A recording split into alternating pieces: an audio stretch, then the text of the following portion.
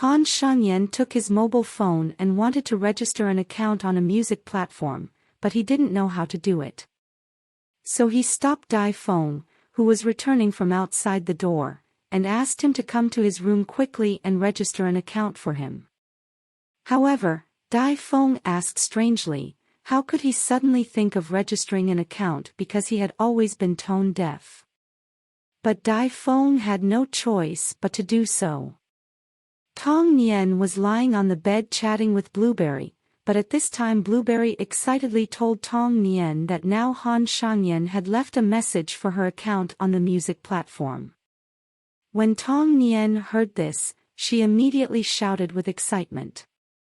Tong Nian immediately followed Han Shangyan's account, but what she didn't expect was that Han Shangyan also returned to follow her, which made her jump with excitement immediately.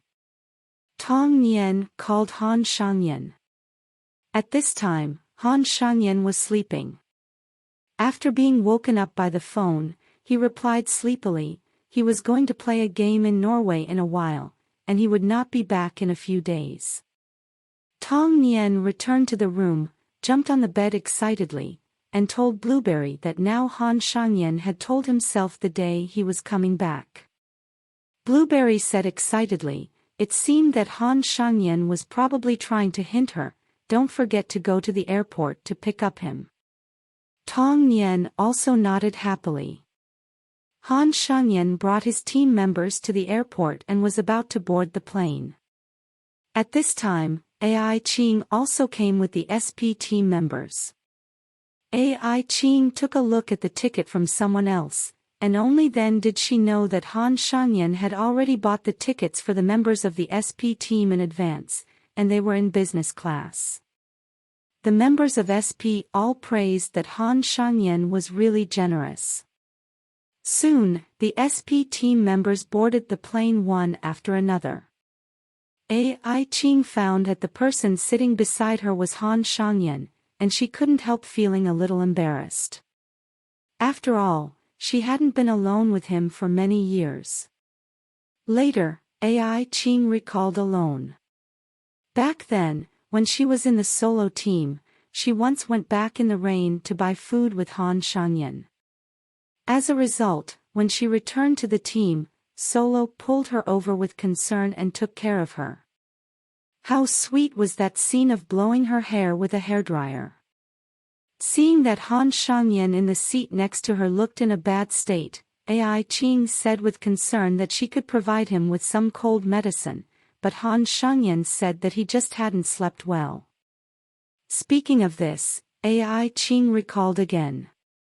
Back then, she and her teammates used to sit on the roof of the rented house, thinking that if she won the world championship one day, she would buy the house under her feet and everything nearby. The scene at that time was how heroic. At that time, the players then expressed their dreams one after another. In the end, Han Shangyan firmly said that his dream was to win the world championship. Speaking of which, the team members touched the wine bottles in their hands one after another, and they were so excited that they drank before they stopped. When Han Shangyan and the others arrived in Norway, they got off the plane and stayed in a hotel, where Han Shangyan happened to meet his partner, who was also a foreigner named Nan Wei. The two immediately chatted loudly. Han Shangyan introduced Ai Ching to him. It turned out that Nan Wei was the ex-boyfriend of the female team leader Su Cheng. Soon, Nan Wei came to a room and introduced it to the KK and SP players as a training room.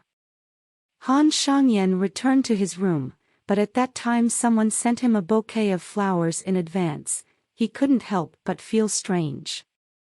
At this time, one of his female friends suddenly called him, and said jokingly that she knew that Valentine's Day was the next day, so she had prepared a gift for him in advance. On the other hand, she urged again, he was now abroad, but don't forget to buy a necklace for her, and all her money had been credited to his account.